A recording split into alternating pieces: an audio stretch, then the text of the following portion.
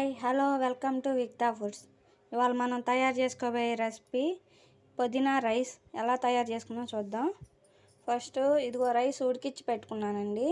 తర్వాత 1 కప్పు పుదీనా ఆకు, 5-6 పచ్చిమిర్చి, 1 స్పూన్ అల్లం వెల్లుల్లి పేస్ట్, 1 ఉల్లిపాయ ఇలా సన్నగా కట్ చేసి పెట్టుకోవాలి, 2 స్పూన్లు నెయ్యి, జీడిపప్పు, 1 10 జీడిపప్పు, ఈ మసాలా దినుసులు చెక్క, లవంగాలు, సాజీరా ఇవన్నీ ఇలా పెట్టుకోవాలి. సాల్ట్ రుచి సరిపడినంత.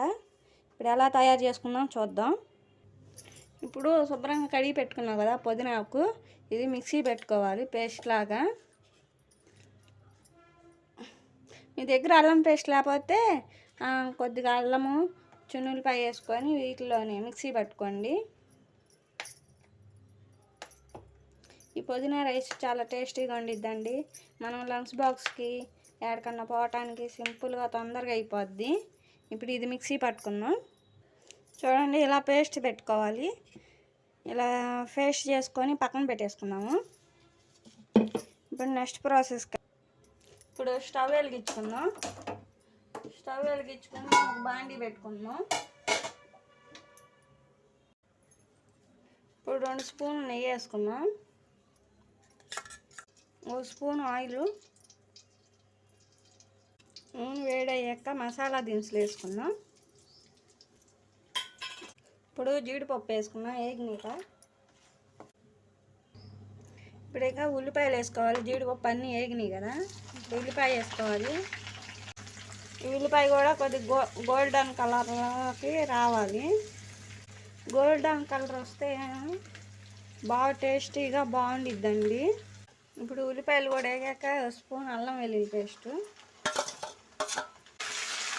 ఇది కూడా పచ్చి వాసన పోయేదాకా వేసుకోవాలి. ఇప్పుడు అల్లం వెల్లుల్లి పేస్ట్ కూడా వేగాక ఇప్పుడు ఇందాక పచ్చిమిర్చి, పుదీనాకు పేస్ట్ చేసి పెట్టుకున్నాం కదా, అది వేసేసుకున్నాం.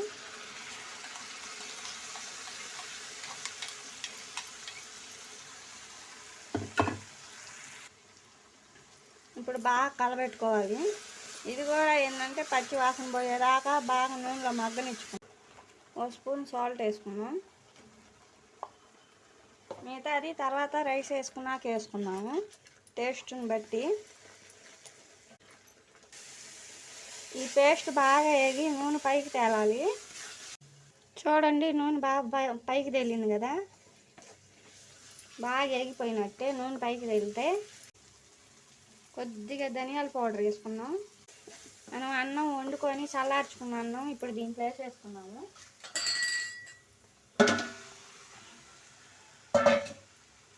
ఇప్పుడు బాగా కలబెట్టుకున్నాం ఈ రైస్ని. కొద్దిగా సాల్ట్ వేసుకున్నాం. సాల్ట్ వేసి మళ్ళీ కలబెట్టుకున్నాం. ఇందాక కొద్దిగా 1 స్పూన్ వేసాం కదా, అది సరిపోలేదు. అందుకే ఎక్కువ వేసుకుంటే మళ్ళీ ఉప్పు కాసం అవుతుందని నేను కొద్దిగా వేసాను. ఇప్పుడు బాగా కలబెట్టుకున్నాం కదా, ఒక 2 మినిట్స్ ప్లేట్ పెట్టి మగ్గనిచ్చుకుందాం. ఆ ఫ్లేవర్ అంతా రైస్కి పట్టిద్ది. ఇప్పుడు ప్లేట్ తీసి చూద్దాం. చూడండి, మనకు పర్ఫెక్ట్గా సరిపోయింది ఇప్పుడు ఈ రైస్. ఇప్పుడు కొత్తిమీర వేసుకుందాం కొద్దిగా.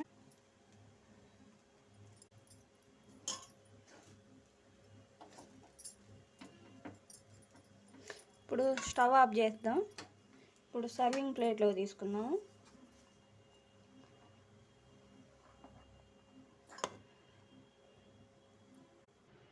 ఎంతో టేస్టీగా ఉండే పుదీనా రైస్ రెడీ అండి.